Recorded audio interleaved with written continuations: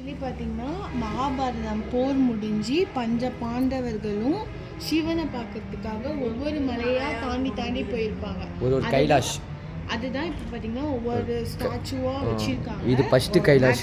இது பார்த்தீங்கன்னா இதுதான் ஃபஸ்ட்டு கைலாஷ். இதுக்கு பேர் பார்த்தீங்கன்னா ஸ்ரீ மணி மகேஷ்ன்னு சொல்லுவாங்க. இதை தாண்டி வராங்க. வந்து இதுக்கு பேர் பார்த்தீங்கன்னா ஸ்ரீ சுண்ட கைலாஷ்ன்னு சொல்கிறாங்க. இங்கே பாருங்க, அதை நேமும் சுண்ட கைலாஷ் பேர் சுண்ட. அதுக்கப்புறம் ஒரு கைலாச மலையை தாண்டி வராங்க. இதுக்கு பேர் தான் ஸ்ரீ கேந்திர கைலாஷ். கேந்திர கைலாஷ் பேர் போட்டிருக்காங்க. அதையும் தாண்டி பெரிய மலையை தாண்டி வராங்க. அதுக்கு பேர் தான் ஸ்ரீ ஆதி கைலாஷ். ஸ்ரீ ஆதி கைலாஷ்.